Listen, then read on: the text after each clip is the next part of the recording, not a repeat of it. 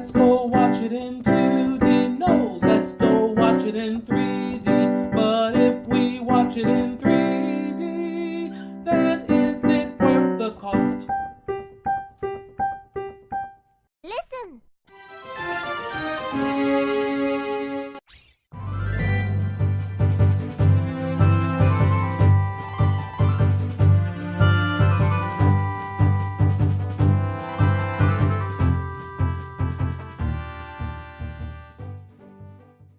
Hello.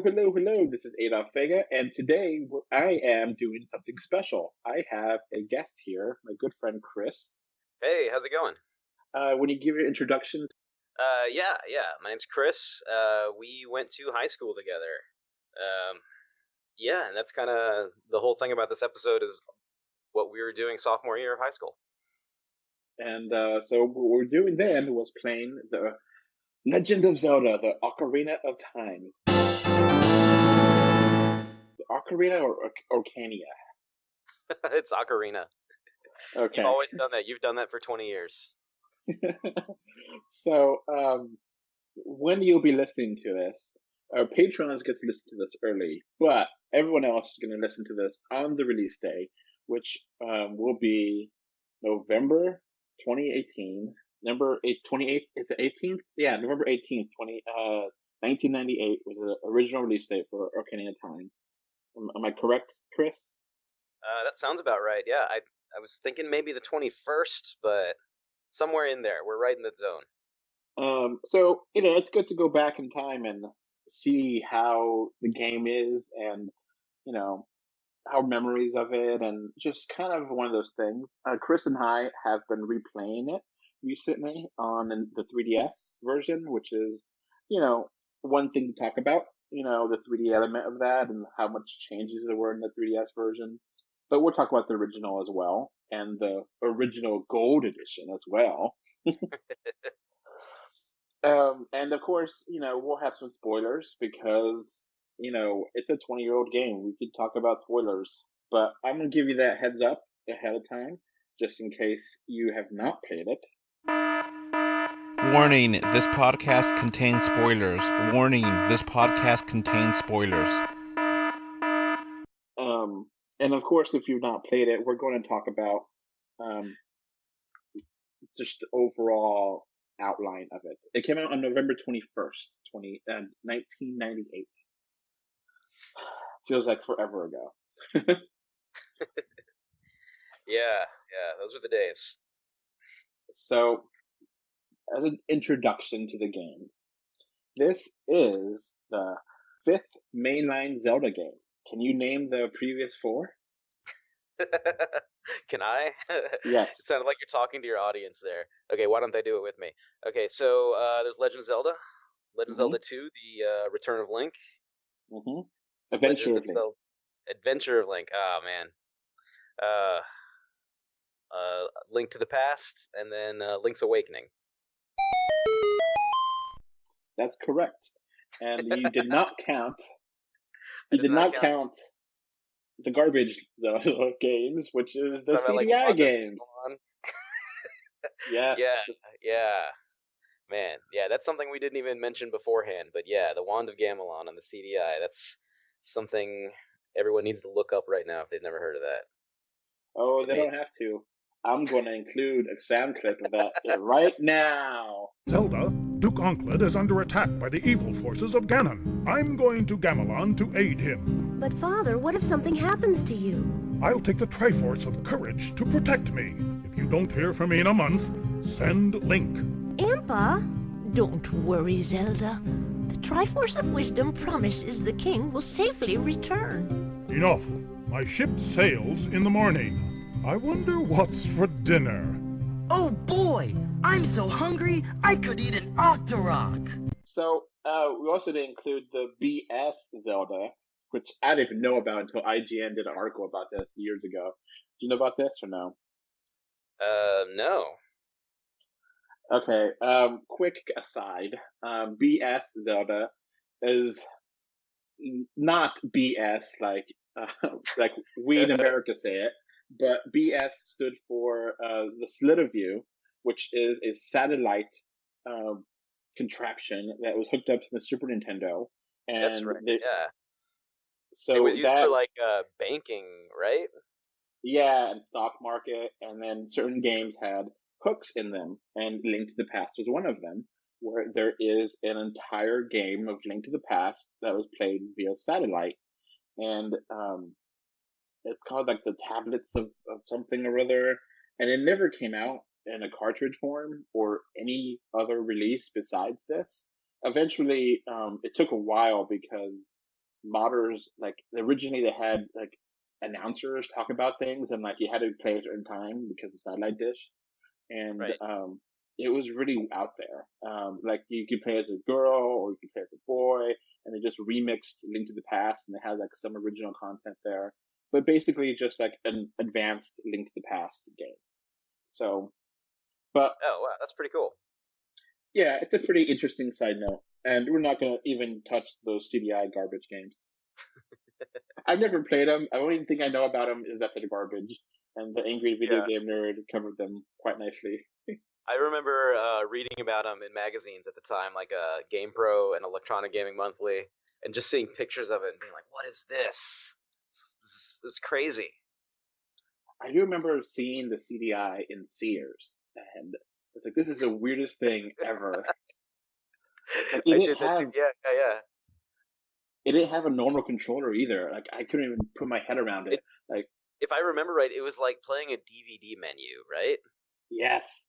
Or like Dragon's Lair. So, yeah, it didn't make any sense. But we're not here to talk about those games. We're here to talk about Good. Ocarina of Time. Now, Chris, do you want to have some memories before we go into this? The anticipation for this game before it came out?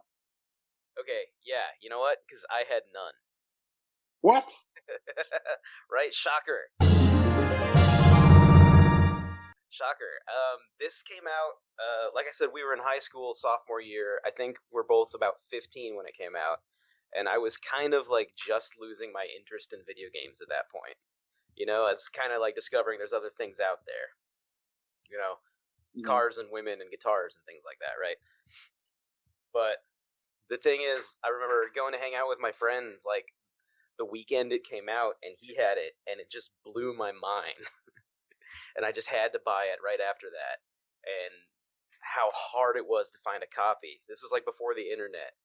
And we had to call every Target within like a 20-mile radius and see if they had a copy, because they didn't. Because it was crazy. Like, this game just blew up. And yeah, and I got my gray copy after calling my 15th Target. So yeah. So anticipation, I really didn't have any for this game. I was kind of, maybe I was tangentially aware of it, but yeah, this just it was a surprise when it hit me. So, if you know, Chris knows me. I've been basically a Nintendo fanboy all my life, and right now, I would definitely get an Xbox and PlayStation. I just don't have the time to play those games and the money either. And it's just like, well, okay, I just have to miss the boat and move on. But at that time, before, I was a Super Nintendo fanboy only. And anyway, Yeah.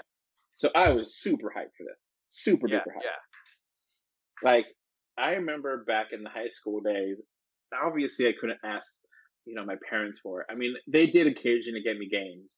I remember my dad getting me Star Fox 64 for my birthday, and I was super excited because that VHS tape came in and told me all about the Rumble Pack. This is the Rumble Pack. I was super excited. Yeah. And Ocarina of Time, I had Nintendo Power. So every month I was getting hyped more for it, and most anticipated game of all time. And, I love all the Zelda games, really. Well, okay, that's a lie. I really have a hatred for Zelda 2. Chris, what's your thoughts on Zelda 2? Have you beaten it, though? Yes, I have. I still hate it. Okay, that's fair. I want to like it so bad. I've tried to play it 3 or 4 times, and I'm not going to say I don't like it. I've just never made it all the way through. Someday I'll be able to pretend that I like it, but I just haven't made it that through yet, so I guess that's something. It's not that great. So, Zelda 2, for me, I played that on the GameCube Zelda Collection disc, and Right, yeah. and I had that collection disc, and I had the save points, which made it bearable. But that game is just so hard, and they have this ridiculous 3 lives and you're out mechanic where if you die 3 times, you get thrown back to the Zelda, Sleeping Zelda, and just like, Right. oh my god, I'm like, so far into this game, they have to jump all the way back. If it didn't have that, I think I could tolerate it. It's just so annoying. But Zelda 1 came out, and that was a revolution in video games. I don't think anything around that time period was anything close to Zelda. Right. Now, do you know when that came out? 85. 85? Yeah. Yeah, so do you remember the first time you ever played it? Because, I mean, this came out way before we would have remembered it, Yes, I did. Now, Zelda was a little more advanced than I was at the time it came out. So I was like, where am I supposed to go? What am I supposed to do? This is hard. I'm confused. But I was interested, Yeah, And, yeah. Zelda 2, I was like, okay, what's going on here? And then Link to the Past is the one that got me. The one that really hooked me. I love the Super Nintendo. Super Nintendo was an awesome system. And, I think we both agree Link to the Past is a classic. It's great. Yeah, absolutely. Absolutely. I think, we played that Link to the Past Game Boy multiplayer together, didn't Four we? Swords Adventure, yeah. Oh, yeah, that's good. That was way back in the day. Yeah. And that was When like we were probably randomized. too old to be doing that. We were in our 20s. Yeah. But yeah, so Link to the Past came out, and then we never really talked about Zelda on the Game Boy, Link's Awakening, which is a great game, totally a great game. It's one of my favorites. I'd say it's a toss up between that or Link to the Past for my personal favorite. That was my first one was the Game Boy one, and yeah, I just can't say enough about it. It's awesome. And Link Ocarina of Time is like, okay, I'm excited. This is the first 3D polygonal 3D, not stereoscopic 3D Zelda game, and Mario 64 was a huge hit. It was a huge game changer. How they're gonna, this is gonna be the game that tops the Mario, and in some ways it did. I think. What do you think? And for me, I remember not being able to afford this game, and like having. I also remember that. Yeah. So what I did, listeners, is that I would, I think I begged money from like all my friends at high school, and then like I would, like my parents would give me cash to buy lunch money, to buy lunch at school, and then I would save little by little, each quarter, each dollar at the end of the week, and just save that up for 7 months until I had enough to buy that game. Right, because that was before like prices were standardized, right? Do you remember how much it was? I do. It was $59.99. A lot of the 64 games were $59.99, and I remember that because with taxes, it ended up being $64.64, which is awesome. I thought I remember it being more than that. Maybe I'm thinking of the one that came after that because it had that special plug that went into 64. You know what I'm talking about? Majora's Mask. Yes. Now, you do mention the price. Here, I've got the inflation calculator up, and you won't guess how much this amount is in 2018 dollars. Do you want to even try or not? I'm gonna guess about 75. More. 90? More. That's crazy. 120. Just about. In 2018 dollars, $59.99 was $115.87 before taxes. That's like almost double. That's double. That's crazy. That's insane. Yeah. And like, so the 64 games, some of them, I remember like Turok was like $89.99 back then. I was like, damn. Yeah, totally. Some of them were. So it came out, and then it came out in the gold cartridge if you bought it on launch. And then after launch, it came out in the gray cartridge. And usually this was just promotional. Now the thing is, this wasn't only promotional.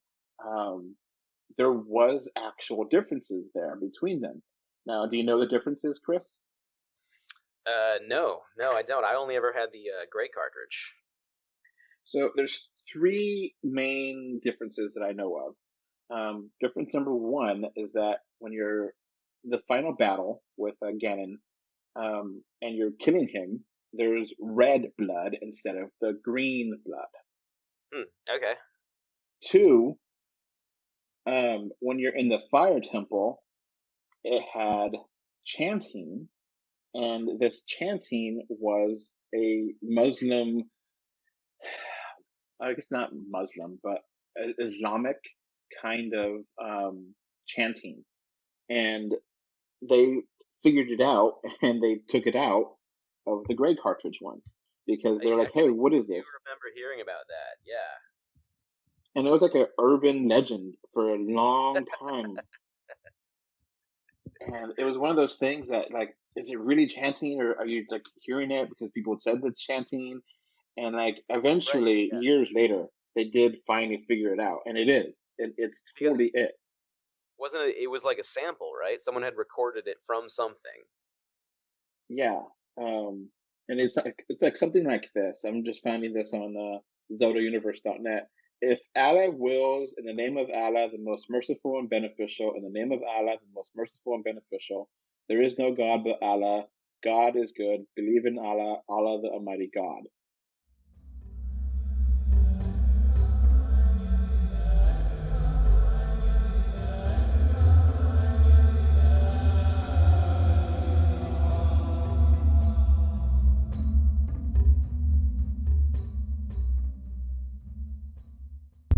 All right, yeah. Which is really, really, okay. Yeah, that's putting it right there. There's, yeah. Obviously, yeah. We're not going to get talked about religion and Muslims or anything like that in this podcast, but it's just interesting side note,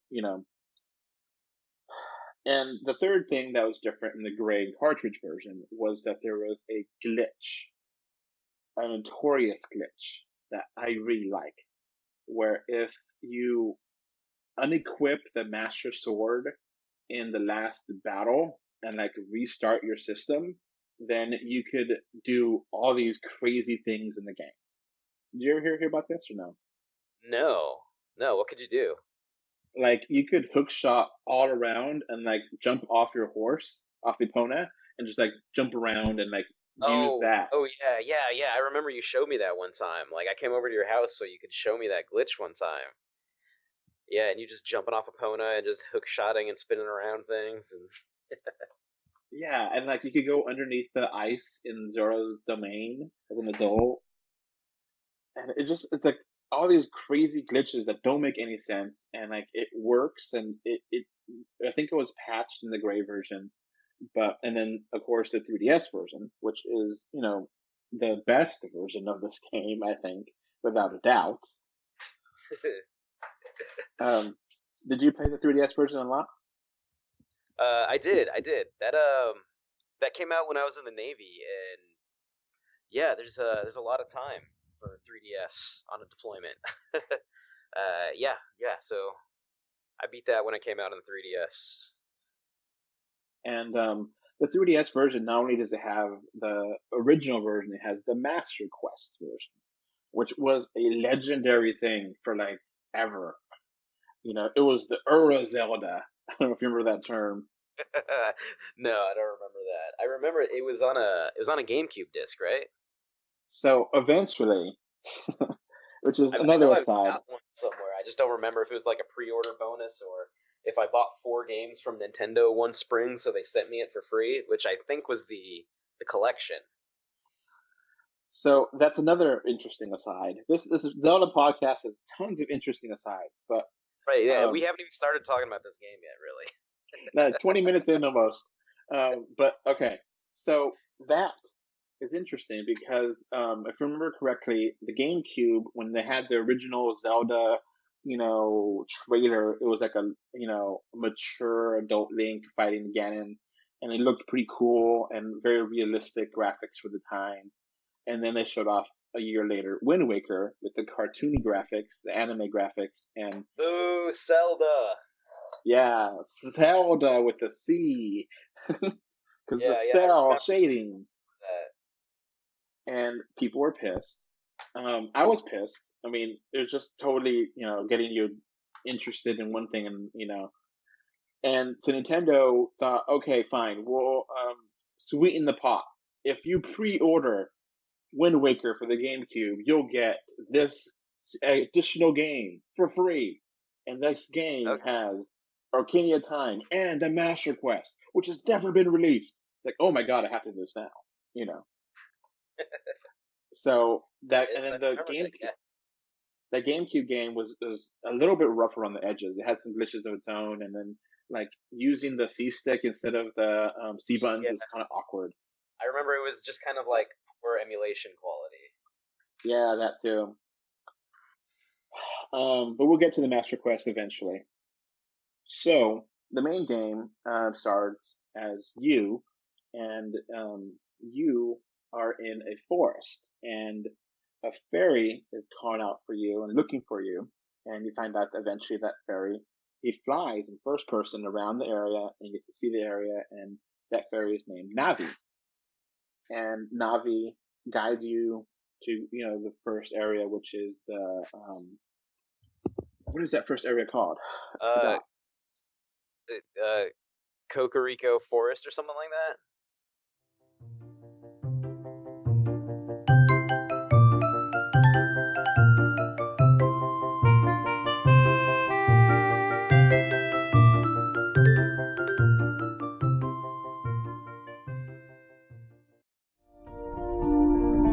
After these messages, we'll be right back.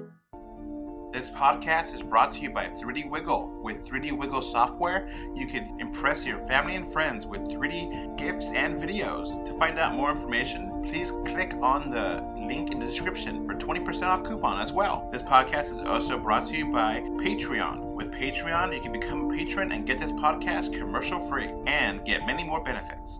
Please click on the description again to get more information. Now, back to the show. Yeah, and you get the shield and you get the sword, and then... We really should know that, shouldn't we? Yeah. We're going to talk about it. And then you go into the Deku tree. Not Deku tree. Deku. Yeah. And, you like to learn that there was an evil man, and then, apparently there's Link's mom, and she survives, and she gives the kid, and then you go into there, and you get the first dungeon, which is inside the tree. Now, what do you think of this dungeon?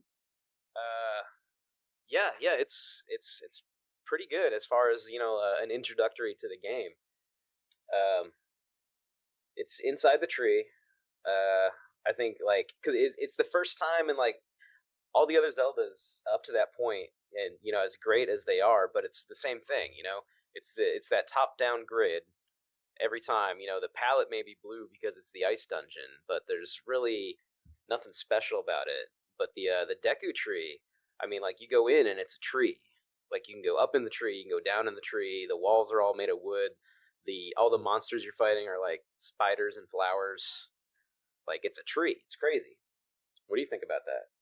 Yeah, and of course this is a real 3D game because you had to go through different floors and go up and down and climb the sides of the tree and inside there. And then you said you had a really interesting moment with the spider. Where the spider webs, when you come across the spider web in the floor, and you actually have to use physics for one of the first times in history, right? Where you take a stick and you have to light it on fire and touch it to the spider web to burn it, and then the floor drops out and you're literally falling from one floor to another in real time inside a tree. It's awesome. It's kind of the first time in that moment when you're okay, this is Zelda, but this is different. This is gonna be good. We're onto something here. And you kind of forget about this, but that dungeon introduced you to 3 new items that were never in a Zelda game before. Right. Which was the Deku Nuts, the Deku Stick, and the slingshot. Yes, yeah. What do you think about those? What do you think about the Deku Nut? So the Deku Nut, I never used. It's like basically a stun weapon where you throw it out and then it stuns the enemy and then you can hit it. And I think I never used it because you can't really use it as an adult anymore when you get to adult phase. And the Duco sticks, they help you light up torches around the area, which, torches have always been, something part of Zelda, Link to the Past, where you got them going with, you light the torches with your arrows. With your lantern and and then the slingshot was the first person thing I ever played. It was like, whoa, what is this? Right, yeah. And that was 98 when first person shooters were brand new. Yeah. Especially like the 3D, because we've had like Doom and Wolfenstein, but like moving around like that in the first person, it's crazy, and it's a lot of fun too. Like when you got really good at it, because there wasn't like a crosshair or anything in your slingshot, but when you got really good at it, it was a lot of fun to play with. Yeah. So, you eventually fight the boss, which is, I'm not going to try to pronounce these boss names. We're going to describe the boss because the names of the bosses are always weird in Zelda, except for Dongo. Dongos are really easy to remember. Great! I can't wait to bomb some Dodongos! This is Goma, I think is who we're talking about. It's like a spider thing. Yeah. Now, do you remember Goma from the first Legend of Zelda? No. Because he came back. I believe he was the boss of level 6, the Wizrobe dungeon. I want to say that is the same Goma. And, after that, you get to leave the area, and you get to talk to Saria, I don't know how to pronounce that. It's like a weird name. And she gives you the Arcania, not the Arcania time, the Arcania. And it's like a kind of a haunting kind of thing where, it's like, oh, does she like Link? Okay. I didn't catch that before, but okay. And then, you run away. Friends. They're just friends. Yeah. And then you get to have a huge field to explore. Yes, yeah. How about that? The first time you see Hyrule Field. Like, what do you remember? Like, how did that hit you? I was like, where the hell did I go? I remember thinking, like, holy cow, this is the biggest thing I've ever seen. Like, ever. Yeah. Like, I can go all the way over there. I can go all the way over there. It's the same feeling as Breath of the Wild, but it like 1998 scale. Now, it's funny you mentioned Breath of the Wild because Arcania Time set the template for all 3D Zelda games until that point. Yeah, you're right, yeah. Which is really crazy to think about that, but it really set the bar and got the ball rolling with all the future Zelda games. Not just that, I mean, 3D like action games in general at that point, they didn't know what they were doing. Yeah. And Mario 64 had levels, but it wasn't like that. No, absolutely. And Zelda, it invented Z targeting, which makes that genre playable, makes it playable. You can't play without Z targeting, and the fact that they just figured it out and nailed it. So you explore, and then in the middle of the map, there's like this barn, and you go to the town, and the town's like a very active area, and it's like, oh my god, there's so many things here, and there's like another city on the side, and then there, Carico Village, which is very different, they're very distinct areas, and then the town, there's a ton of NPCs, but vast majority of them are useless. They did what they could back in the day. Yeah, but the characters it made, I mean, they're great. They've stuck around, today. Malin and Talon. Mm-hmm. And then you have to sneak into the castle, which was kind of fun because this was around the same time as Metal Gear Solid. Obviously, Metal Gear Solid did it way better. Yeah, this is the next month, I think. and like that sneaking around part was fun, but like it had all these doors in there that you could not open, and it drove me crazy. Even to this day, I don't know if you remember that when you go to that area. Yes, yeah, I know exactly what you're talking about. I don't know how many times I got busted by one of those guards coming around a corner because I was trying to like go inside a door that would never open for me.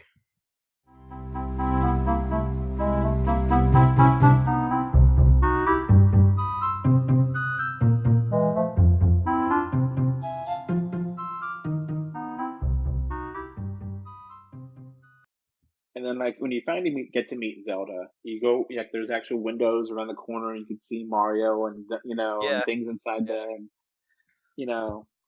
Zelda teaches you a song, which is the, lullaby song for her.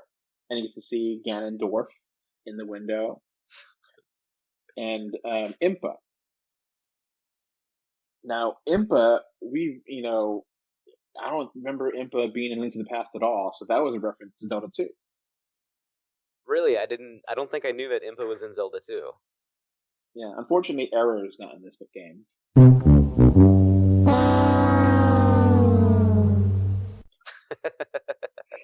But, neither here nor there.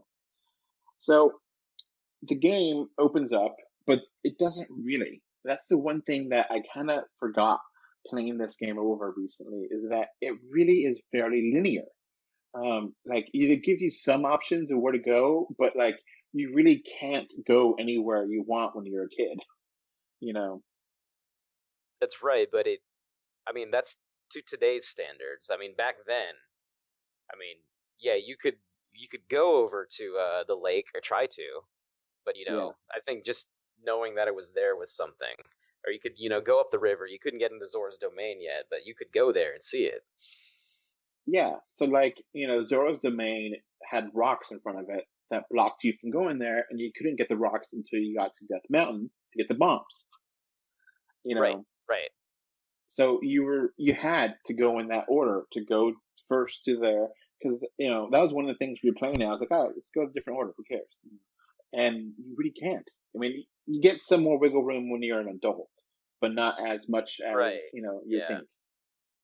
But none of the Zeldas have been terribly non-linear. That's pretty much the structure of all of them. You get, item A from dungeon A, use it to get to dungeon B. Yeah, I mean, to an extent, Link to the Past is pretty open. To an extent. Yeah, you could do it a little out of order. I think if I remember, you could do the dungeon in the Lost Woods, a little bit out of order if you did something. I don't remember it that well.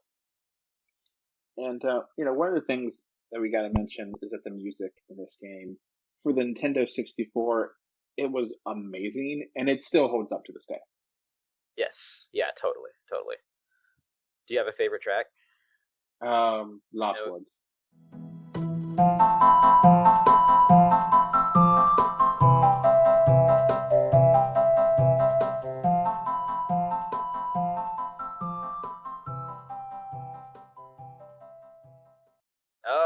Oh, not Gerudo Valley. Gerudo Valley is the close second. I know it's yeah. Everyone's favorite is Gerudo Valley.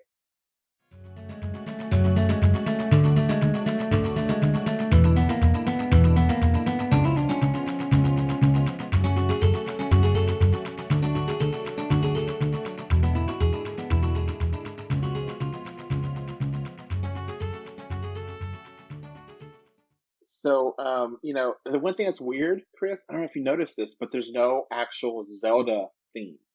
You mean like the what do you mean like Zelda's theme? The original Legend of Zelda, dun dun.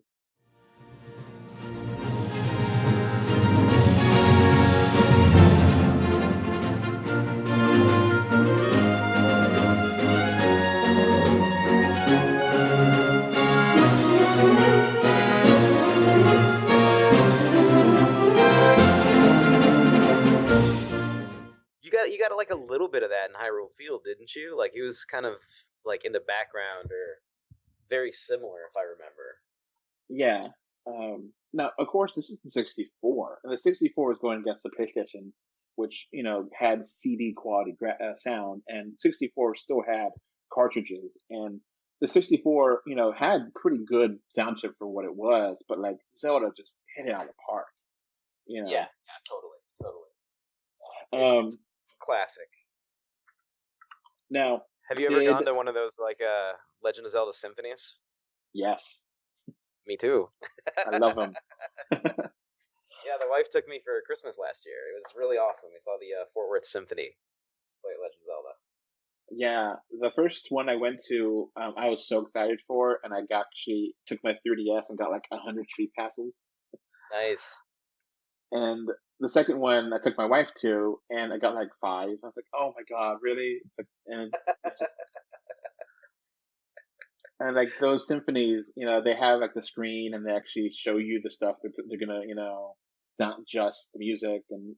Right, and they played like little interviews with Miyamoto and Koji Kondo and those guys.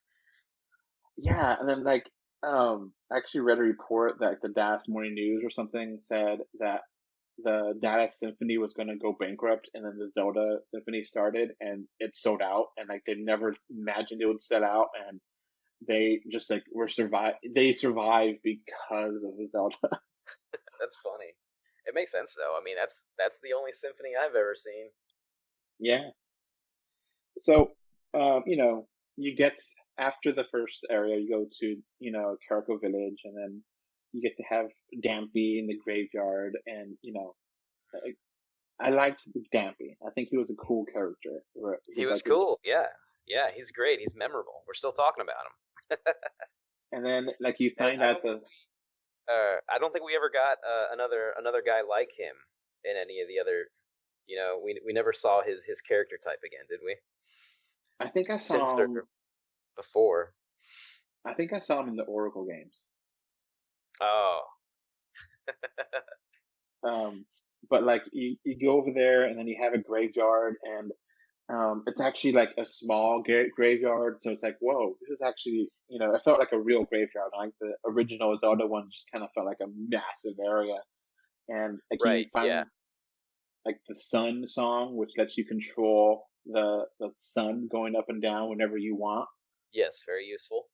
And you find in there, the first time you get some really creepy creatures, which is the Redeads. Yes, oh my god. How scared were you of those when you were a kid?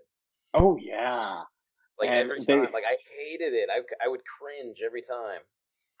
Because like those creatures, they would walk around, and then they would look at you and then scream, and then you are paused, but it's still coming towards you, and it's like a very skinny, it's just this jarring scream. Yeah, the figure is a skinny, almost Slender Man-esque. Yeah, before Slender Man, and it has like this mask, but it's not the mask; it's just head, and like you have to go around them to try to get there. When you get the sun song, you could put the sun out, and it causes them to burn up, and it's and the sun is actually pretty interesting. This is the first game that I ever played that actually had a cycle of time. Right. Like I've played a couple before that. First ones that come to mind, Dragon Warrior 3 on the Nintendo, and Castlevania 2: Simon's Quest also had that day-night cycle. But this is the first time it was like, oh, the sun's going down. You can watch it go down, and it's down. And it felt like, people were going inside their houses at night. Monsters were coming out. It was real. Yeah. Like you had all the skeletons in, Hyrule Field and coming out whenever it's night. And then like some places were open at night and some places weren't. And, it did change the graphics too. And, it was just awesome back in the day. And, one of the things in here, there is a character that has, that lives in the windmill, which for some reason when you go in the windmill, it says question mark. Like it's a windmill. It's not that hard. I don't know why is it question mark? Mysterious windmill. And then he creates a temporal paradox. Okay, I'll buy. So tell me about this temporal paradox. So he's like, oh, that's a nice Arcania, and then when it's like, oh, okay, cool, and like you don't know what to do there, and it's going in circles. You're like, okay, I don't get it, and then you come back later on, and then as an adult, you show him the Arcania, and he's like, hey, there was this little kid that did that to me, and he played this song, and he shows you the Song of Storms, which allows you to make it rain, literally.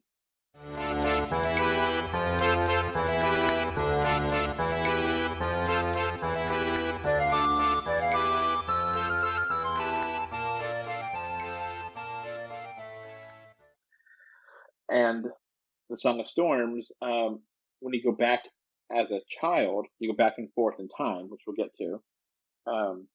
You then sing that song to him. You're like, oh my god, this song. So then you like basically make the loop. But who was the first person to start that loop? Right. Whoa, this is heavy. Right. Like before the incidents of the game. How did he know that? Maybe he learned it from it's just the background music. Yeah. That's just the music that's always playing in the mysterious windmill. Maybe just played it by ear, And there's other cool things in Kiriko Village you want to talk about. There is a haunted house, per se. Right. Yes. Or infested house, whatever. And you go in here and you see this. First of all, you see these like spider things, but they have like skulls instead of like, on them. And you can collect these tokens. And you can collect them from the beginning of the game. You have no idea what they're worth. You have no idea what they do. You're like, okay, I guess. And then you're like, okay, I have 5 of them. Okay, whatever. And then, eventually meet this guy in Kiriko Village. And then it's like this half human, half spider thing. It's like, oh, we've been cursed. Yes. Like you want to kill it. He is legit terrifying. And he's like, oh, we've been cursed. We're a rich family. And if you help us, we will make you rich. Find our Scatula tokens and bring them over. All my kids have been cursed too. And then like you walk around the room and there's all these other spider things in there. And, as you give him items, as you collect those Skullcutillas, how do you pronounce that? Skulltula? Yeah. You get to collect new items. Spatula. I don't know. It's like the first item. Oh, here's your big wallet from 99 rupees to 200. Yeah, big deal. Which, and then second was, oh, you get a Stone of Agony, which was changed to a Shard of Agony in the 3DS. And this caused the Rumble and the Rumble Pack to go off when there's a secret. Right. I remember that. I forgot all about that. Yeah, I didn't have a Rumble Pack. So what did that happen to you? You're just like, oh, I don't know what's going on. Yeah. It's useless. Thanks a lot, creepy Skulltula man. And I give credit to the game that they let you collect these things before you knew what they were for. Right. Did you ever play Link's Awakening on the Game Boy? It had a similar thing with the seashells. Mm-hmm. So if you played that game, it was the same thing. Like if you dug in a certain spot or cut down a certain tree, you'd find a seashell. And if you got so many of them, like 30, what you got was an upgrade to your sword. And you got a significantly better sword. I think it could shoot beams on it, like in Zelda 1. But yeah, that's kind of similar. But I never got all the Skulltulas. Did you? Yes. And how many were there? 100. 100. Okay. And so you get like an upgraded sword that can shoot lasers when you win. When you get all of it. I wish. So, what's one thing that you always wish you could have in a Zelda game, Chris? Oh, man. Is it infinite money? That'd be nice. I mean, yeah, let's say that. Let's say infinite money. That's what you get. Oh, yeah. I didn't want to be rude, but that's kind of shitty. Like, you don't really need that. So, yeah. Cut down a bush. Get your heart. Yeah, because that was a problem with the game. which, whatever, that's how the Zeldas were. But you could get tons of money everywhere. Right. Like, in And most Zelda games, there's, like, they have to justify it and make it like there's one item that's really good and it costs a lot, and the only way you can get it is buying it. But other than that, you don't really need money. yeah, and you could find, buy bombs or buy arrows or whatever if you don't want to, look for them in bushes and stuff. But like, infinite money, you always like. There's a lot of times in the game where I already had the maximum, and I kept collecting it, and I couldn't do anything with it because your wallet's full. Yeah. And so when you collect the last one, it's like, hooray, thank you. We're now, and then you go in there and it's like, oh, here's your reward, 200 rupees. Wow. And then you exit and go back in, 200 rupees, and you can do that as many times as you want. Wow. Which is really useless because money is so plentiful. There's so many secrets you could find, Right. Especially, like, by the time you found all 100 of those, you're pretty late game. You're pretty set. No, you have to beat the entire game almost because you need everything. They're everywhere in this game, and you have to go around the corner. You have to really think about puzzles and have every item because some of them you're not going to know, and some of them you'll hear, and it is a hassle to get all 100, and to get infinite rupees. It's totally a FU to the gamer, and That's so it's kind of like the Koroks from Breath of the Wild, right? Yeah, I never collected all those damn things because I knew what the end result was. Right. Yeah, it's the same thing. And like, another thing that was interesting was some of the animations here. So there's like these builders that are running around and like, I don't know what they were doing back in the original game. And then when you become an adult, you're like, oh, they're building. That's what they're running around for. But I don't understand this. Yeah. It's not like they were carrying hammers back and forth or anything, but they were just kind of like running laps on this wooden structure. It didn't really resemble anything. But yeah, those guys were fun. I probably spent way longer than I should have just following those guys around, just running in circles with them and stuff. And their animation was really flamboyant, to put it nicely. Yeah, exactly. Yeah. You're like, okay, what's going on there? So then, you go up to the area, the mountain, and then you find these brown rock creatures, which to this point, this is the first time you get a new species in Zelda. Right, yeah. The Gorons. And they've been around since, which, a huge part of the story. Every game since. Yeah. Basically. I don't know if there's one that's missing, but top of my head, no. And, you find out that bombs in this game are flowers, and then you can pick them up, and then you go into a dungeon. And that dungeon is all right. I don't hate it. I don't think it's great. What do you think of that dungeon? Yeah, it's kind of unremarkable. Like on the list of awesome dungeons this game has, it's not near the top. But it's good. Do you remember what the big gimmick was about it? Yeah, like you had to shoot the eyes or something, and there's like a Dodongo in there, and the Dodongo, like you have to like bomb the eyes. Yes, the Dodongo returning from Zelda 1. Yes. And eventually you have to fight a giant Dodongo, and that was pretty cool. I actually really liked that fight. Yes, I liked it a lot. Hey, was the gimmick like throwing bombs in a big pot or something like that? Yeah, in the Goron Goron town or whatever. Yeah. Oh, that's it. Yeah. And then, once you save that area, like you get or is it before that? No, before that you have to do the song, the Sarah song, to Dorina, which is the king of the Gorons, and he has this elaborate dance, and that dance I love. Yes, that was great. Yeah, speaking of great animations, that's awesome. And occasionally you'll get to speak with an owl, and I forget what this owl was called. Do you remember this owl? Oh, I don't think. Does he have a name? I thought he was just the owl. Yeah. So tell me about this owl. We've seen him We've seen him a couple times up to this point. His name is Gabora Gabora. Okay, sure. And a lot of people give Navi a lot of crap for being annoying and, hey, look at this. Oh, look at that. Hey, listen. Look. Watch out. But yeah, this owl will like sit there and you go to him and he'll tell you obvious things that you cannot avoid. And then he'll like, hey, did you get all that? And then the first answer you is accidentally no. hit the wrong button. And you have to read the whole thing over again. It's like, over again. Yeah. Oh my god. I want to like him, but he's just there's no reason to like him though. I just want to. I want to have his back, but man, that's a pain.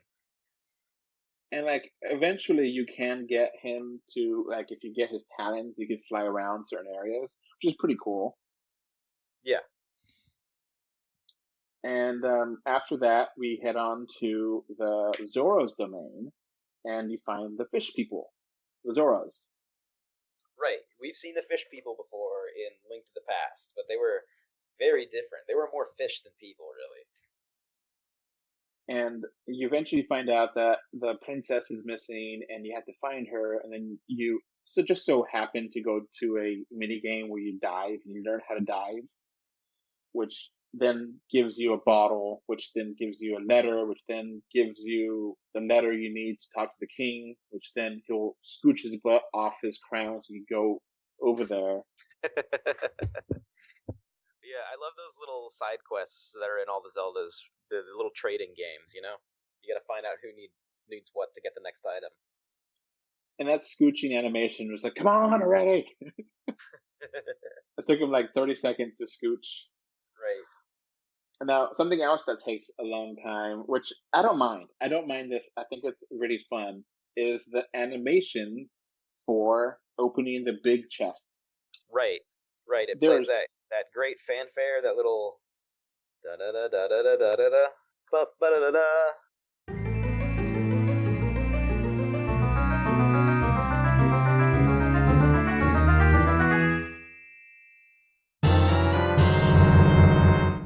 It's great. Makes you feel good every time. Yeah, and then that whole animation, it just takes like 5 seconds, but it feels longer, but it's so satisfying.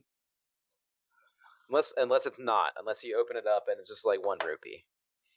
A compass. Oh, you need those. Yeah, the compass and the maps, back in the day were really important. So then this dungeon is inside Lord Jabble Jabble's belly. Yeah, it's crazy, man.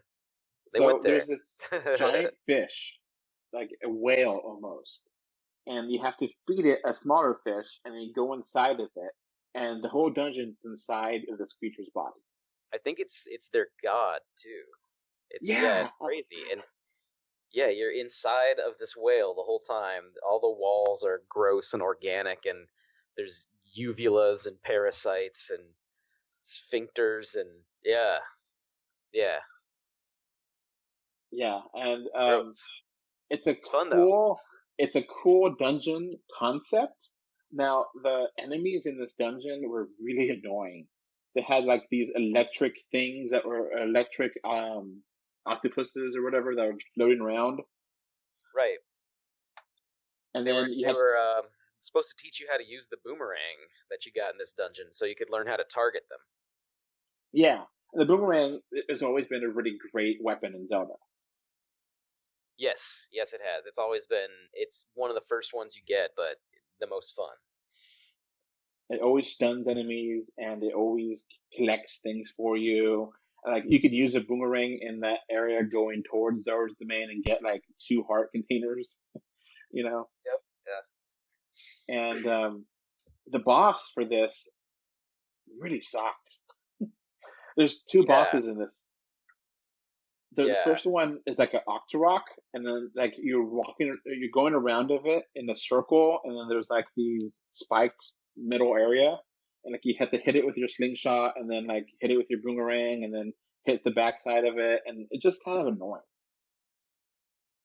Right. What about the other one now? yeah, that one is just a mess. It's like this, I guess, what is it, a carousel of electric things that is in the middle of the room, and like yeah, it's like a giant parasite thing.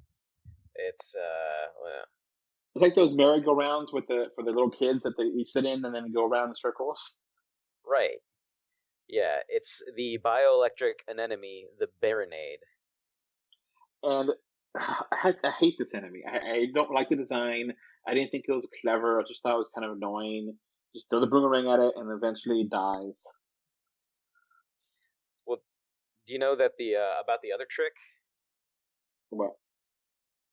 I think there was like a weird. I don't know if it was a glitch or something, but if you had like a bottle that had a certain item in it and you used it at him, it would die in one hit. Oh yeah, I remember hearing about that. I forget what that was about, but yeah. And you also have in this water area, another water area, a fishing minigame, which a lot of fun. Yeah, that was one of the things that I did. Even after you beat the game, you can just go back and keep doing that forever. And like the fishing guy is just ages when he gets older, and yeah, there's like a legendary fish, and if you catch it, they get mad at you.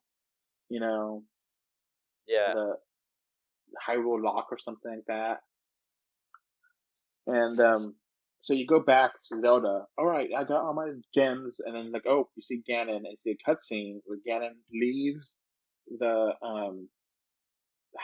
Hyrule Castle, and then Zelda throws the Ocarina of Time out into like the little stream in front of the castle, the moat, and like you see a cutscene where she teaches you the Song of Time, and then your Ocarina of Time replaces your Ocarina that you got from Sarah, which is kind of sad, but it makes sense. Yeah, I didn't miss it. I got the Ocarina of Time. Now, speaking of the Ocarina, have you ever actually tried to play one of these things? No, I can't say I have. I know a lot of people really want to play this. I'm gonna guess you have. No. Really? Really? I could have sworn you owned one of those. I think I wanted one for the longest time, and then I think I went to like a Renaissance festival and they had one. It's like, oh my god! And I tried it out, and I was like, this is hard. This is really, really hard. And you're much more musically inclined, have the rhythm, and I don't, and I just can't do that. So now all these songs, Chris, they're really cute little melodies, Yeah, just catchy,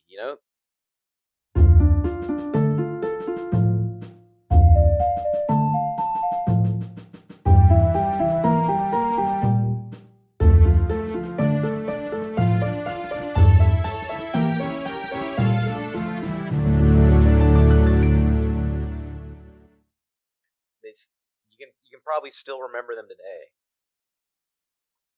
And you go over there to the Temple of Time, and then you get the Master Sword, and that cutscene is amazing.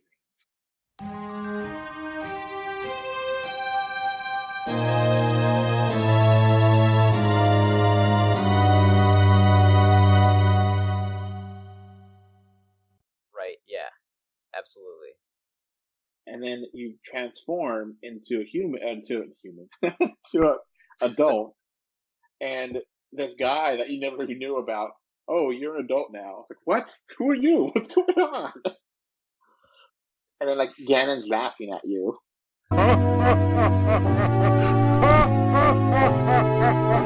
Yeah.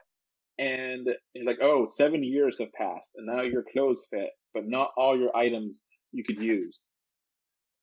And but now you must explore and find out areas. And like you can't use the boomerang that you just got. Yeah, I guess it's too tiny for your giant man hands. And you can't use anything really except because now you're 14. Yeah. You're a man. And like, oh, the first thing you got to do is you got to go get yourself a hook shot. We go back to Dampy. Yeah.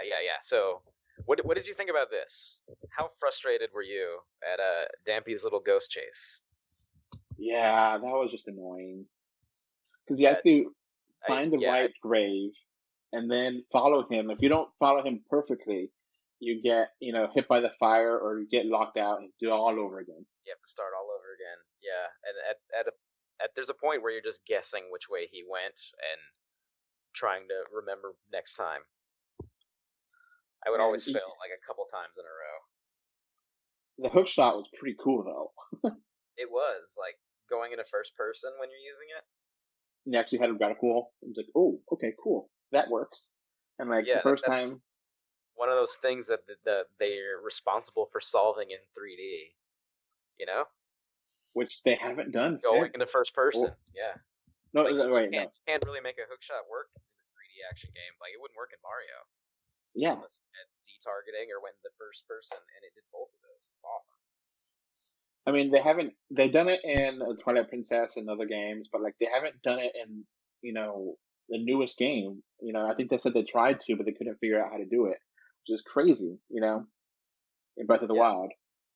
And so you get that, and then you go to the Forest Temple, and the Forest Temple, I love this temple. Yes, yeah. Again, it's a very good. It's not exactly an introductory, but it's kind of, it raises the stakes on you a little bit, and from here on out, this is what you can expect. It's a little bit bigger, it's a little more tricky. It's got that cool twisting hallway. Yes. And you have a cool boss battle with Ganondorf jumping on his horse through the different panes. Right. Yes. Yeah, it's really fun. And like great watching music. Forces come at you and then turn away at the last second. You got to find out which one's the real one. Yeah, great music too. Yes.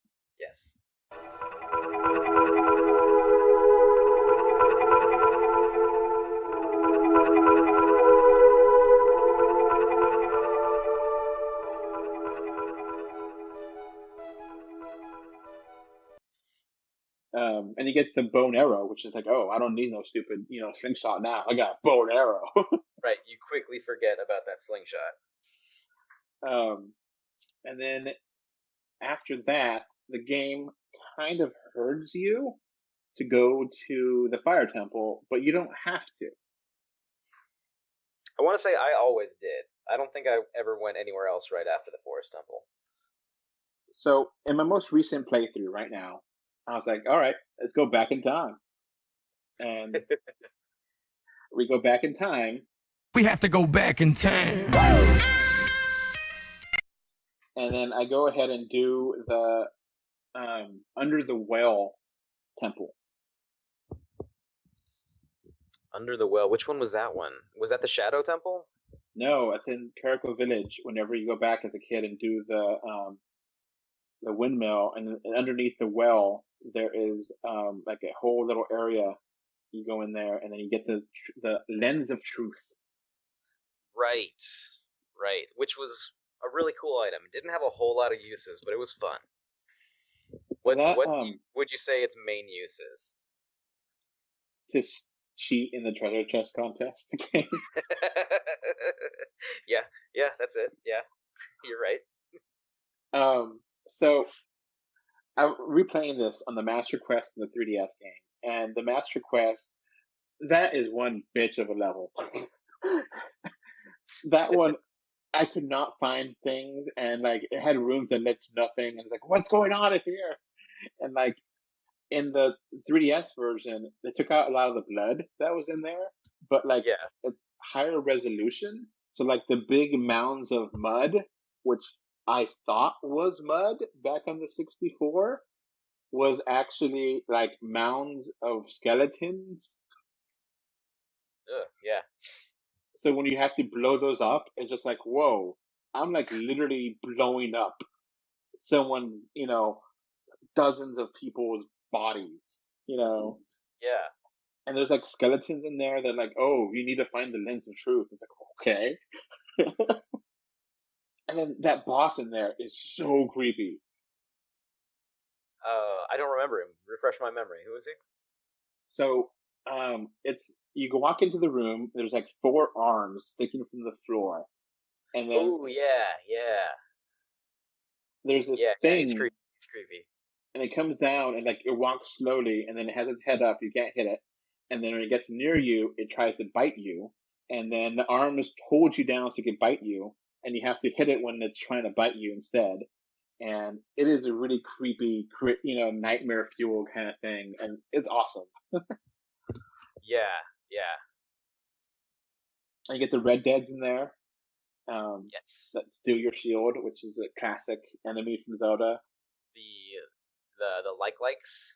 Yeah, that accent. You're right. Yeah, and it's kind of weird that you get the Hylian shield so quickly, and then like the likes, you could take they take it from you, but you get it back.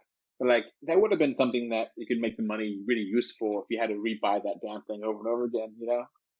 Yeah, which I think is what they did in previous Zeldas. Yeah. And of course, it's weird having the Hylian shield going back to, playing Breath of the Wild, because Breath of the Wild, that's like the best shield in the game by far. Yeah, which is weird because it's always been, one of the first shields you get. Then the mirror shield is always the best shield. Yeah. So, after you go to the Forest Temple, you have the choice to go to the water or go to the under the well, or the water or the Fire Temple. And the Water Temple gets a lot of crap. Yeah. Water temples always are. That's the thing. Always are.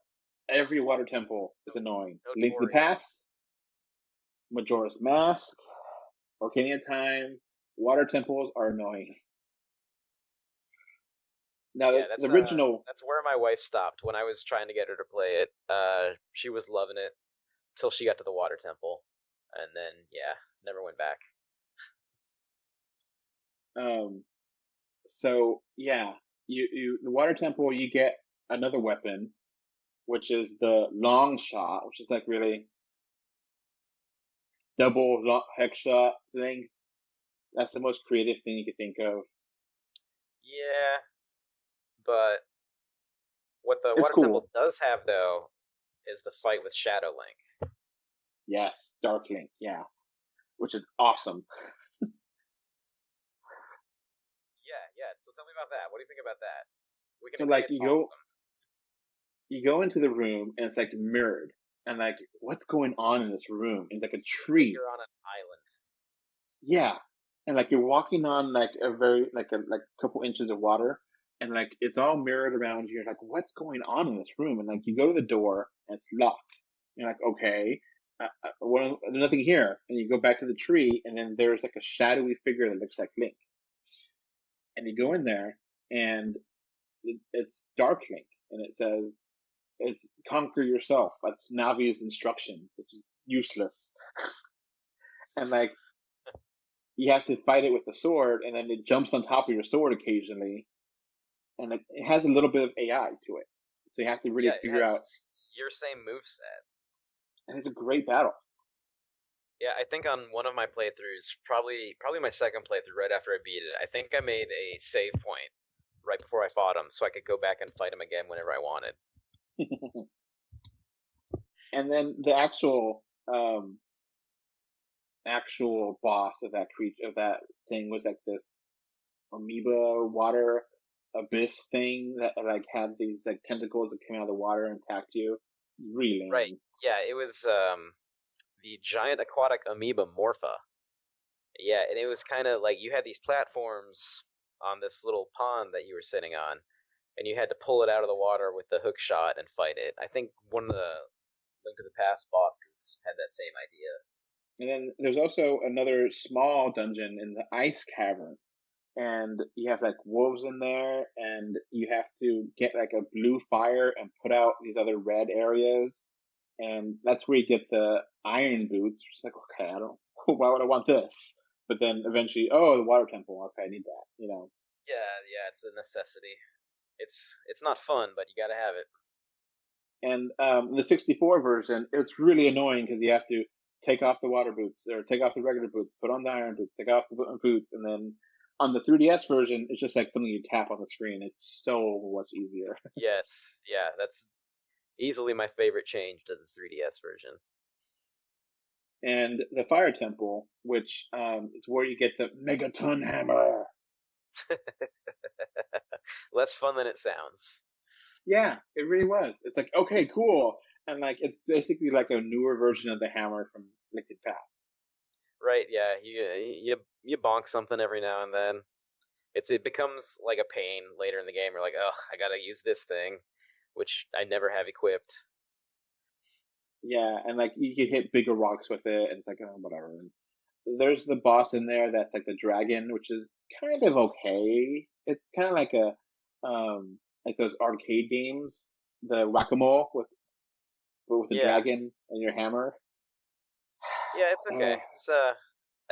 It's probably my least favorite dungeon, but I couldn't tell you why, I just don't like it. So then you go back to Kariko Village, and the village starts burning down. And like you have to use the Song of Storms to get the fire out. And then you have the ability then to go to either the Shadow Temple or the Spirit Temple. And which one do you want to talk about next? I think I always did the Spirit Temple next, so let's talk about that. So we go into the Gerudo area, and you need to have the long shot to get across the bridge, and then you go in there, and you're like, oh, cool, I want to talk to these are women, and they're interesting looking, and they lock you up into jail. Right. Why? They lock you into jail so that way because you're a man. Yeah, you're a 14-year-old man with your giant hands, too big for a boomerang. These ladies better lock you up. And you need to find the other builders because they're going to help build the wall. And the wall is going to have... not the wall, the bridge. Yeah, I wasn't going to say anything about that. So in this area, you have to like really go into it and really have to like sneak around and use your arrow and use your hook shot to get the women, and eventually you have to fight them. And those fights are awesome. Oh, that whole segment was awesome. I even loved like sneaking around everyone. Again, bringing it back to like you mentioned Metal Gear Solid like earlier. It had a lot of that kind of vibe of trying to stealthily sneak out of jail from the Gerudos. But yeah, those fights, like anytime you were fighting a character or an enemy that had like your same basic moveset was a lot of fun. Like we already talked about Dark Link, but the Gerudo ladies, the Liz Alphos, anyone else with the sword, those were always Stalfos, those were always a lot of fun. So then eventually you earn their respect, and then you could go to the desert area that has tons of wind, and you need to have the lens of truth to guide you to see where you need to go or reset you. Right, yeah. And there's this weird hippie guy in the carpet that's like there. And eventually get to the Spirit Temple. And the Spirit Temple is interesting because like half of it is like as young Link and half of it is as adult Link. Yes, that's very cool. And I like the dungeon. I just don't love it, but I love the enemies in the dungeon. Yeah. You fight those metal Stalfos, I think, or what were they called? Those like metal big robot ones, I think. Like it hits you like they're like those big you know what I'm talking about though, right? The Dark Nuts? Yes. Yeah, those are Iron Knuckle. Yeah. I'm on a website. They could hit you like 5 hits, with one hit. Yeah. And then like you eventually have to like fight the witches, and that fight was pretty cool too. Yeah. Also very cool. They you have to beat them each individually, and then they combine. And you get the mirror shield there where you could reverse the ice and fire. Yes, yeah. I had a lot of fun with the reflection on the mirror shield. That was always fun when you got to use that in a puzzle. Yeah, like you have to make the sun go a certain way and burn up things, and it's cool. I like the Spirit Temple. Now, to my favorite temple, which is the Shadow Temple. Your favorite? All right. Why is that? It's just because it's so dark and gloomy, and like they go there. Like there's blood everywhere. There's death. There's Yeah. There's traps and spikes, and yeah, it's fun. The only thing that sucks about that is that the final boss is like this thing on a bongo drum. It's like, what the hell is this? I loved it. I was about to say how cool that was, but wasn't there also a pirate ship on this? Yes. Yeah, like a bone ship. Yeah. Yeah, it's good. But the bongos, oh man, I love that guy. And then like you have to upgrade your strength to get like new grips to get the super large blocks right before we beat the game. Yeah. And then you have hover boots, which is like you use it once in that dungeon and that's it. Yeah, they're fun though. And yeah, you can go back in time if you want to, but there's not much to do after you do the under the well area. You could. Right. There's always the traditional Zelda. You got to get all your heart pieces. Upgrade your bomb bags and whatnot. Yeah. There's some of that going on. But other than that, though, yeah, that's the end of the story. So then we're going to fight Ganon. Yes, and Ganon's. Okay, I like the Ganon fight. I don't like the castle. Yeah, I'll take that. Yeah, you're right. It's just like repeating of themes, and it doesn't feel like a dungeon. It just feels like you're recycling things, and it doesn't feel like you don't have keys to collect. You just have to go to the area, kill the things, and then get the key and go to the next area, kill the things, and it's just.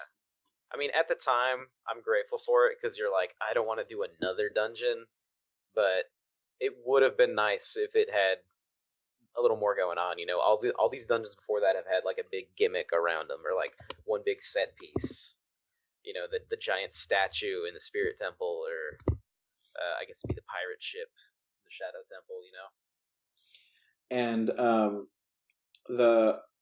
the final battle with Ganondorf and Ganon are both pretty cool. The first one with the whole tennis match thing, what do you think of the tennis match? I like it. They keep bringing it back for every one of them. It's fun every time. Yeah. From Aghanim, from Link to the Past, all the way forward, they've managed to include like some version of that in one of the final fights, and it's always fun. I always like looking for which items you can use to do it with. Yeah, the fish the net, I think it is. Yeah, the net. And then like you can use the bottle and the Ocarina of Time, just an empty bottle. Yeah, that's always fun. And then like the it's like Metroid, we have to like leave, and then like Metroid, everything's destroying, and like Zelda's like, oh, we forgot one important thing: Sheik and Zelda. Yes. Well, why isn't now's a good time? Let's just recap the story up until this point. So you had to find basically. Why don't you tell us about the Golden Land and the Triforce and Ganondorf? Catch us all up, Mr. Vega. So you learn about the origin of the Triforce, and that it's kind of a weird thing. I never really understood it. That apparently there's like 3 gods, and the 3 gods are like women, and then one creates the land, one creates the water, and one creates the rules for the animals, and then they leave, and then where they leave is the Triforce. It's like, what? Yeah, you're going way in depth. Yeah, it's crazy. And Ganon is kidnapping Princess Zelda so he can take over the kingdom, and then by you getting the 3 stones from as a kid, when you open up the Temple of Time, you allow access to the Triforce for Ganon to get, and he gets the Triforce of Power. so he becomes powerful. You already have the Triforce of Courage, and Zelda has the Triforce of Wisdom. Right. As And- it's been since Zelda 1. And so now you see this character, this mysterious character, Sheik. And Sheik is helping you as you go around and travel and everything. And Sheik is, every once in a while you see him, but you never really get to talk to him. And eventually you realize that Sheik is Zelda. Now, yes, what did you think about that? I had no idea that was going to happen. No, me neither. Totally. Blew me away. And then it was so disheartening. Immediately after reveal, Ganon takes her away. It's like, what? I hate to play the PC game, but it's like, really? You're able to survive 7 years on your own without anyone there, but now the plot decides, oh, now you're going to be a kidnapped, princess to be captured. Damsel, yeah. Yeah, damsel in distress. I was like, that's such a ridiculous thing. Yeah, Sheik was badass. Yeah. So it's just like, really, that's the, like, you don't understand how, Zelda got away from Ganondorf either. That's just left in your imagination. So yeah, lots of questions left unanswered around there. And then, like, if Ganon kills Zelda, he'll have 2 of the Triforce pieces, and then you'll have more power. And then the ending with the ending is so weird because, like, you could just warp out of there, but you don't. Right. And then you just come down the castle. Zelda, yeah. And you have to fight Ganon, which turns into Ganon, or Ganondorf turns into the pig creature. Yes, Ganon. the real one, finally. Ugh. I hate Ganondorf, he's a nerd. I wish we just had Ganon, just the giant pig monster. He was good enough. And then you have to hit his tail with the Megaton hammer. I forgot about that, yeah. And then right, you burned it. Yeah, you kill it, and then you have to get the sword, and then you like slice up his head. The last cutscene. Yeah. And then like you kill him, and then Zelda's like, "Oh, let's play your Ocarina now." It's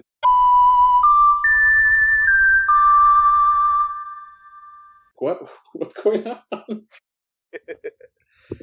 And then it becomes a paradox that doesn't make any sense, because she's like, okay, and then you see like everyone dancing, and then you see Zero's domain finally unfrozen, which is such a anticlimactic thing that, you save Zero's domain, and the water comes back to the Lake Hyrule, but Zero's domain is still frozen until you beat the game. Yeah. And then like if something you did in that ice dungeon unfroze them or something, And everyone's dancing. There's a nice upbeat music, and oh, okay, cool. And then you like go back to when you meet Zelda for the first time as young Link, and then like it stops, and I'm like, what?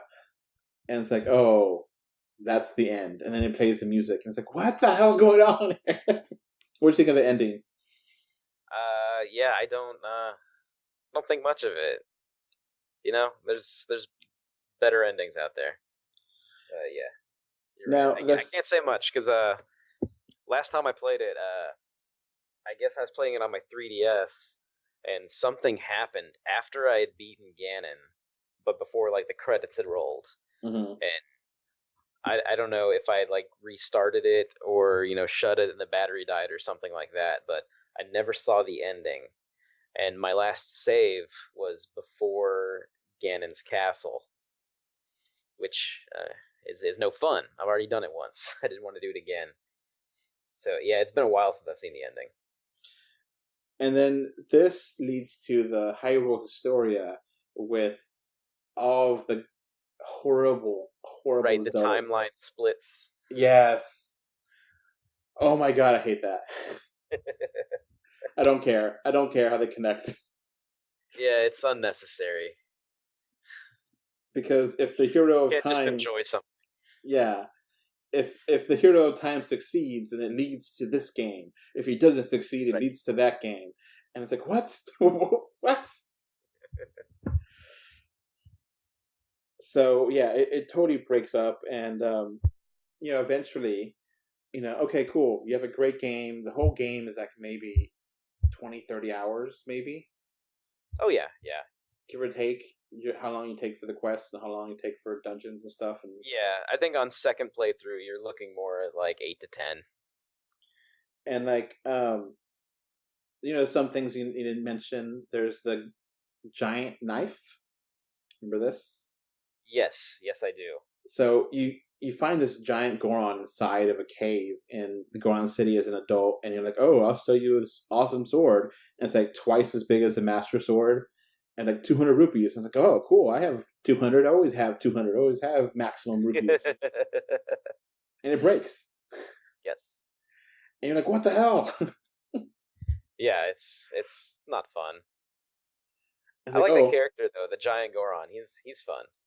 Yeah, it's like, oh, I'll fix it for you, and it breaks again, I think.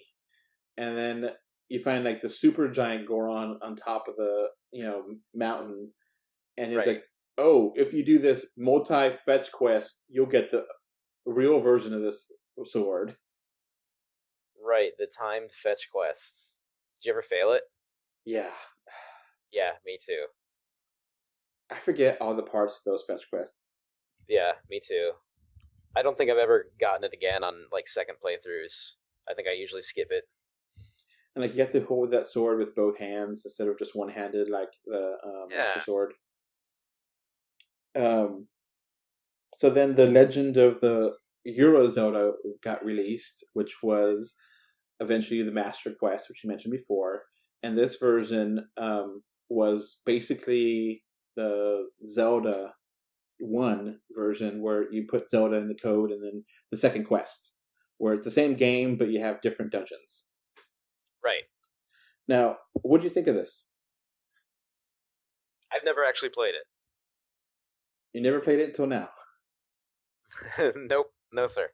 No, I had it on that bonus disc for the GameCube, and like I said, don't you get it from beating the game on the 3DS? Yeah. Yeah, and like I said, I beat the game and then shut it off and never got it. So yeah, I've actually never played through it. So you want to walk us through what's going on with that? So it's the same game, same story, everything's the same, except when you go in the dungeons, it's all remixed. And certain dungeons are harder, certain dungeons are easier. Like the water temple is significantly easier in this one. Oh wow.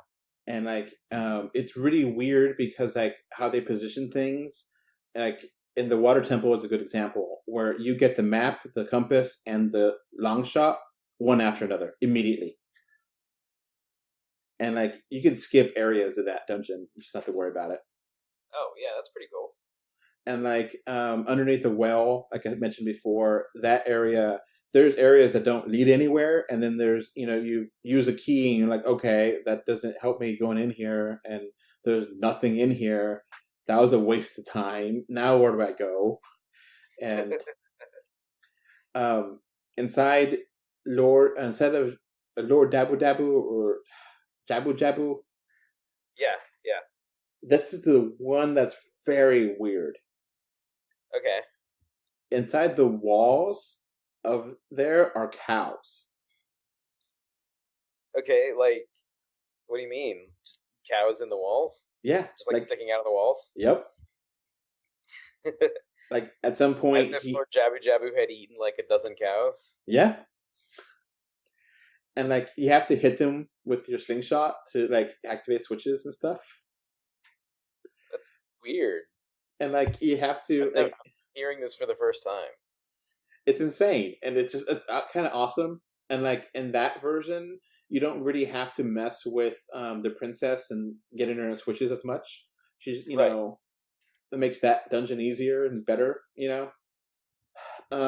So it just those little remixes here and there. There's like new room here, new room there. This room doesn't do that. It like it's kind of it's a weird mind thing. You play it, and then the 3DS version, on top of having that, it has mirrored mode, which is really weird because I do remember that. Yeah, you have to play the entire game mirrored, and then all the dungeons are remixed. I don't think I've ever played that, but I remember hearing about that. So that's fun. Yeah, it's definitely a fun thing, and it's kind of one of those things that I don't know why they had to play the whole game, to unlock it. It just lets you unlock it, Yeah. And so I, played this game when it came out. I got it because I wanted to get the soundtrack CD way back in the day, and I love the 3D in this. I don't know about you, Chris. I love it. I thought it was pretty good. I generally don't do the 3D option on the 3DS, but there's some games where I'm not going to say, like, some games in the 3D really enhances what's going on, and some of them it's kind of just like, okay, this looks really good, and then some of it's like, no, I can't even handle this, like, it hurts. Mm-hmm. But Zelda's one that, like, it wasn't, I don't think the 3D enhanced the game, it just made it look really nice. Yeah, it's one of those things that you play. It wasn't adding a whole lot of depth like they've done with other games, but it just kind of it made you feel like you're in a place in the world, Yeah, it gave you a sense that it's actually like the world you could go into, and like you right. It just gave everything a little depth to what was going on. Yeah, and like certain areas are absolutely stunning in 3D with like the main forest area, the first one, the Korokia Forest. Yeah, I like that they had a really good one, like right up front. And like you see the little sprites that are just flying around, and you never noticed them when you played them originally, but now in 3D, they like fly in the background, fly outward, and and the trees like in the backgrounds had like a lot of depth to them. Yeah, you feel like you could see really far. And like in the water temple, at the bubbles, like you could see them being different layers of depth. Like might be popping out in front of you or behind you, or yeah, it's really nice, and like it doesn't really affect the frame rate really, or anything. So it's totally fine to play as, and of course it looks better because the resolution, and the 3DS can't do 1080p, so playing in 3D doubles it. Now it's weird playing this game because I played this game originally, then I played Majora's Mask, and Majora's Mask includes the support for the C-Stick. Right. Which gives you full camera control, and now going from full camera control whenever I wanted to not having it at all,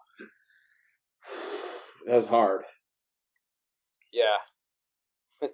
Which, it's kind of weird thinking about it, because this original game didn't have full camera control either. No, it would have just been like a modern convenience.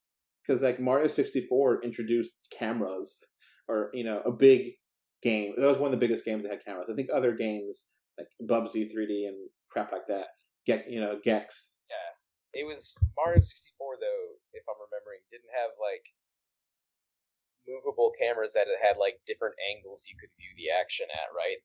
Like you could click this one or angle 2 or angle 3.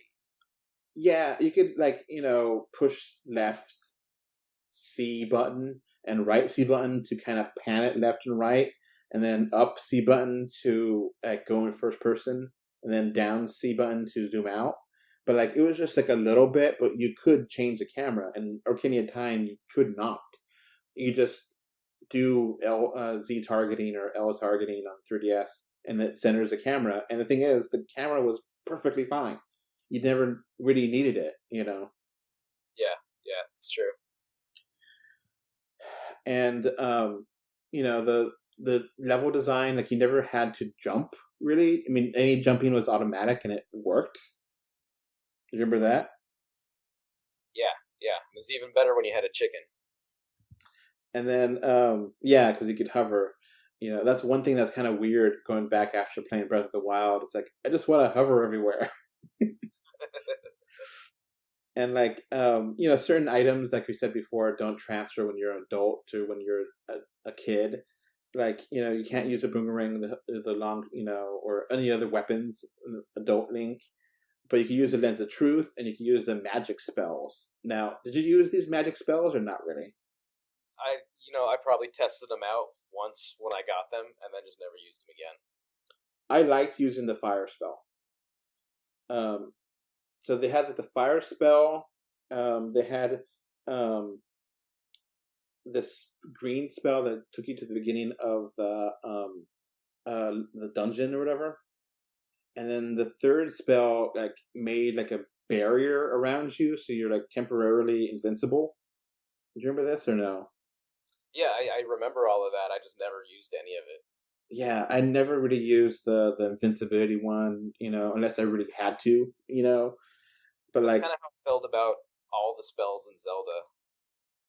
Link to the Past had a couple spells like the Earthquake and the Thunder, but yeah, pretty much the same thing. I never really used any of those. Now, you mentioned Link to the Past. Do you think the comparison to Link to the Past is fair, or do you think that's unfair? Yeah, that's probably not fair. But I was one of the ones that was I loved Ocarina of Time, but I always wished it was more like Link to the Past. I couldn't put my finger on exactly why, but I don't know if I wanted the top-down thing or not.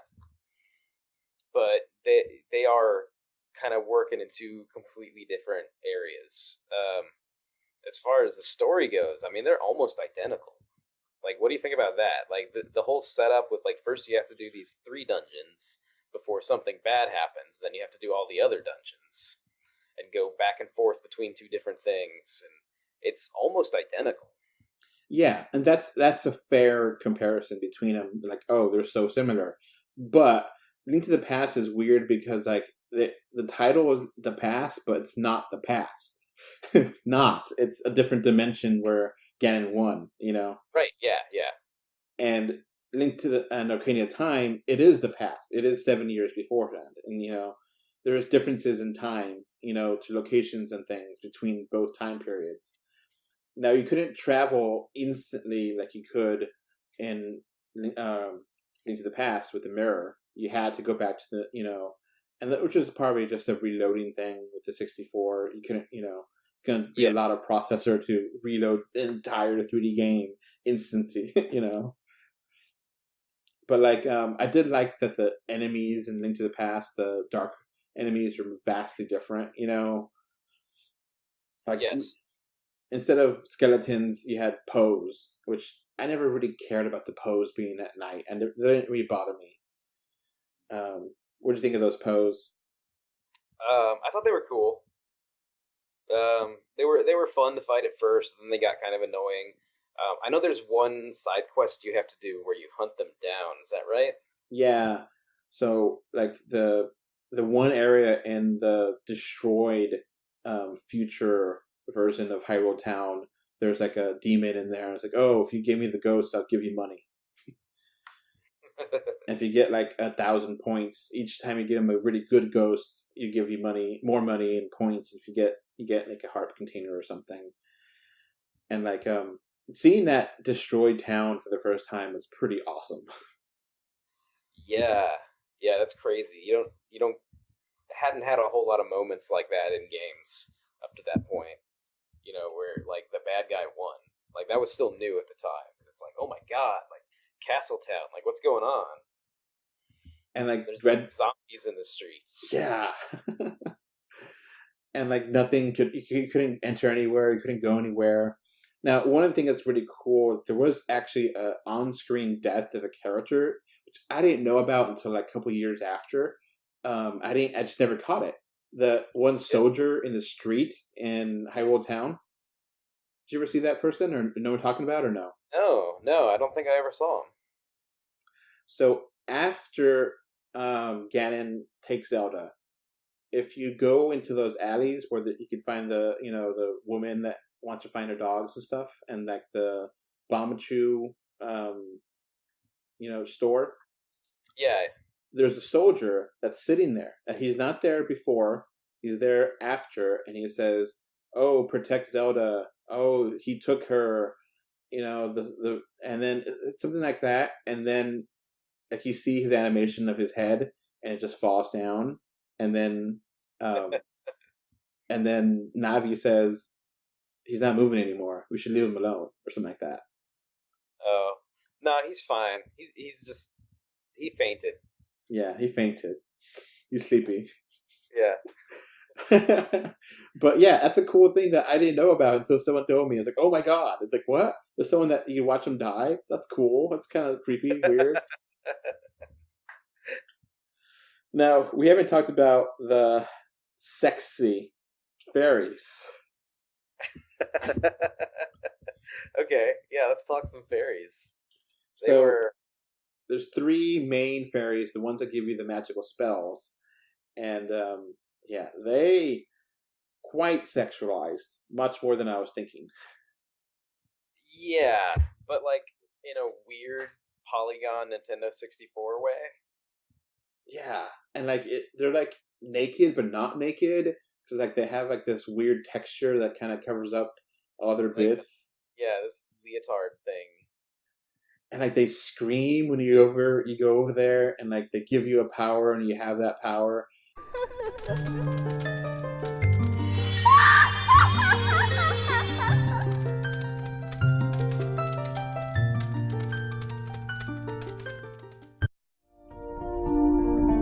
After these messages, we'll be right back. This podcast is brought to you by 3D Wiggle. With 3D Wiggle software, you can impress your family and friends with 3D gifts and videos. To find out more information, please click on the link in the description for 20% off coupon as well. This podcast is also brought to you by Patreon. With Patreon, you can become a patron and get this podcast commercial free and get many more benefits. Please click on the description again to get more information. Now, back to the show. You know, we've had those fairies before from Link to the Past. You know, we had like the Great Fairy, and we had like the Obese Fairy, but like they were not like super sexual or anything. Like, all the way from Legend of Zelda 1 had the fairies that lived in the ponds that you could go to. Yeah, and this is the first time they've been in 3D, and it's kind of crazy. Whoever the character designer on these guys went nuts. Like they have big, saggy breasts, and they just have weird, like pigtails. Polygons, yeah. Yeah. Someone picked the sexiest polygons and slapped them all together and put them in a leotard. And that's been going on since. It's like, okay, we're gonna have sexy, great fairies in every Zelda game after this. Oh yeah, always but like sexy but weird. Yeah. It's like. And like, you know, Breath of the Wild sexiness just took it to a whole new level. So. Yep. 100 feet tall. Is there anything else you want to mention about this? Let's see. Was it too difficult for you, or was it easy? I think it's kind of right where you want it. It's before games started getting super easy. I mean, there was a phase when, you know, hearts at some point in Zelda were just trivial. You could beat the game and you'd die maybe 2 or 3 times.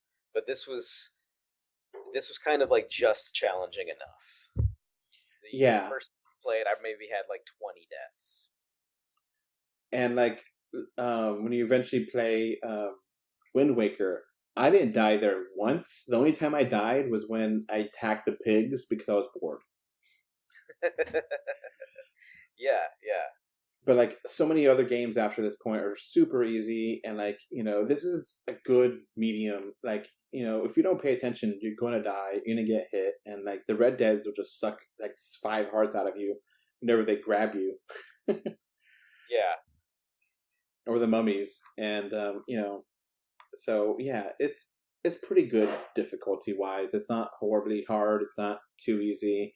And then the fairies are kind of cheap that you could just like get a lot of them and just hoard them out. Bottles, yeah. Oh, and then the milk, that was pretty cool. You could like, you know, play milk on the song, and then milk would come out from the cows you find here and there randomly. Yeah, those random cows. Now, there's something that's kind of interesting, that when you travel through time, that milk doesn't expire or change into cheese or something. I guess they Forgot. To suspend some disbelief a little bit. That would have been cool if like you had this as a side quest. It would have, yeah. Or if it was like poison milk and it took away a heart if you drank it. Yeah. Or, that's a side quest. This character wants cheese or something. Yeah. That's the only way you could do it is by doing that. Because, like, I had milk and I played it and I was like, oh, that's still good. And, like, the bombs don't go bad. Like, you still have bombs, Yeah. Hey, let me ask you about this, though. What do you think about the, like, all the side games and stuff?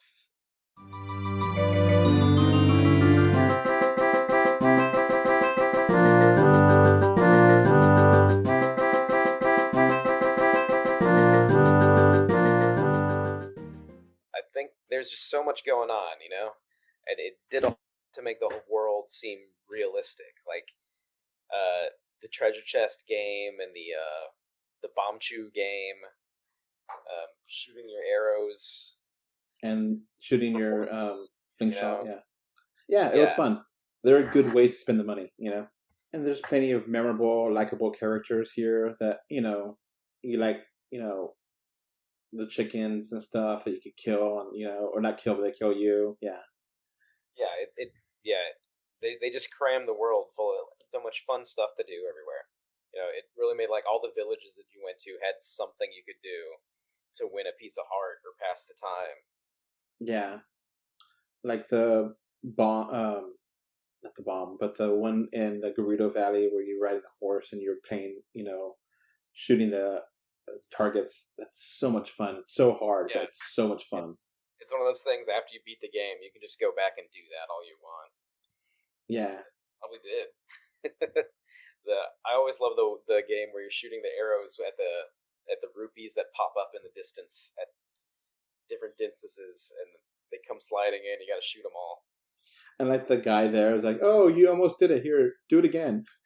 Yeah. Like, oh, that's so nice of you. You don't have to do that, but that's so considerate. It lets you play the game again. The fishing, like you said, that was always fun. Yeah. Just so much to do.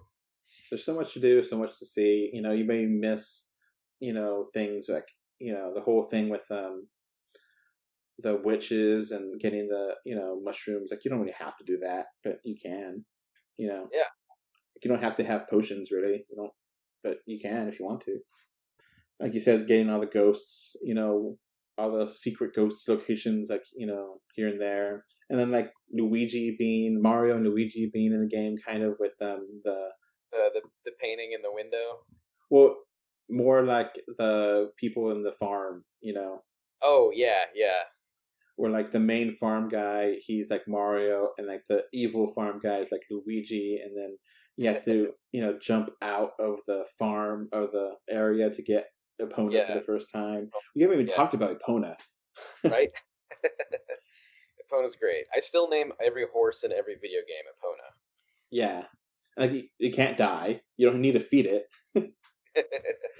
And, it just takes a couple seconds to restart the power meter to keep going faster, Yeah. Now, it was limiting to where you could take it, but you could take it almost everywhere. Yeah, it's just classic. The horse by which all other video game horses will be measured for eternity. Yeah. And, you actually saw it when it was a little pony and now it's grown up. And it's like, oh, cool, And, like, that was, like, a good secret. Like, oh, I know what song that horse is going to want to play. That's just, like, logical there and thinking about that. And, those songs just get stuck in your head, like you said. They're jingles. They're, like, perfect 5-7 second jingles. They're just like, oh, I know that song. Right. And whenever I sit down at a piano or something and I'm just, like, doodling out some notes, if I happen to hit, like, the first two notes of one of those little melodies, I'll work it out till I have it down and play it a couple times. You never forget them once you hear them.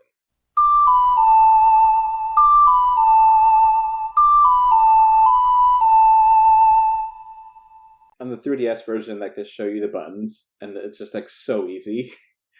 But, like, on the 64, you had to memorize which buttons did what. Yeah. It's like, oh, I know that. That's A down up for the water. Yeah.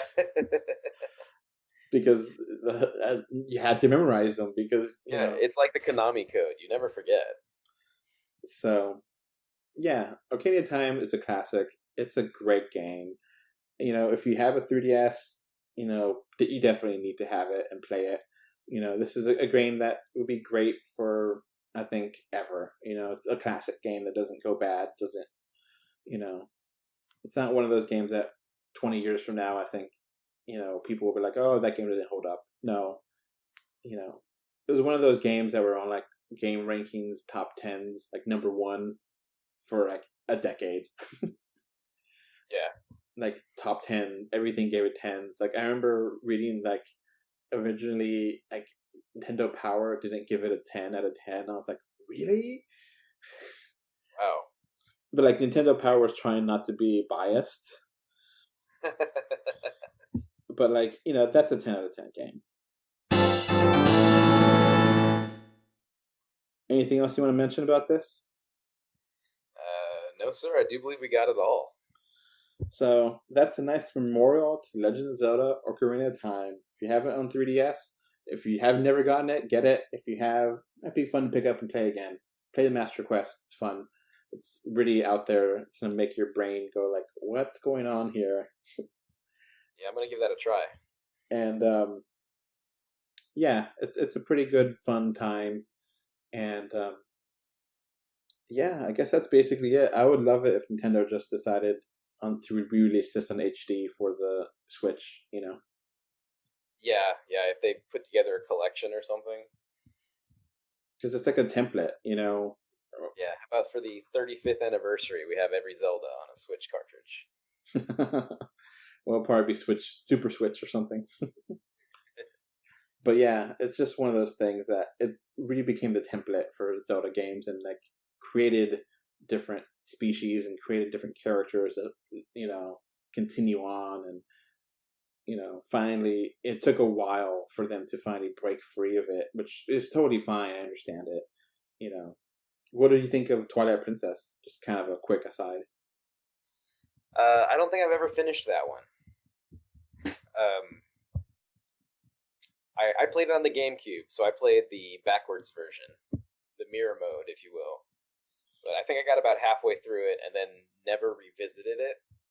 I picked it up on the Wii U when they did the HD remake, but I don't think I played more than 30 minutes of it, to be honest.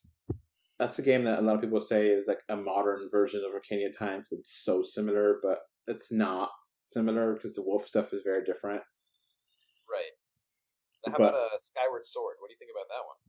You know, it gets a lot of crap, but I really do like it.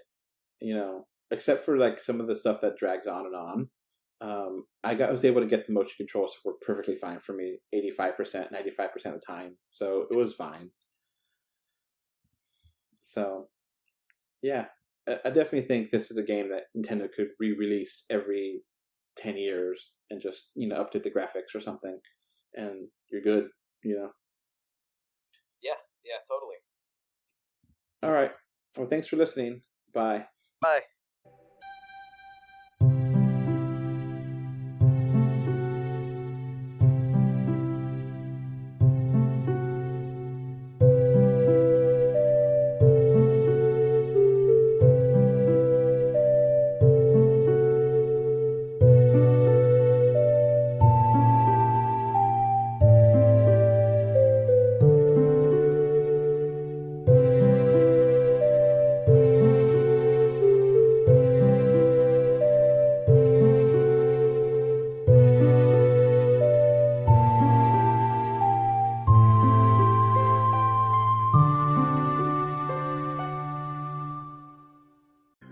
Before this podcast ends, I want to give a thank you to my patrons. Right now, we have one patron, which is David from Spain, and I want to thank you for your financial support. All right, so that's going to be it for this podcast. We now have a Patreon, and the link is in the description. Thanks for watching. And we are on Facebook, Twitter, Instagram, a little bit everywhere. Just look for us, 3D or 2D.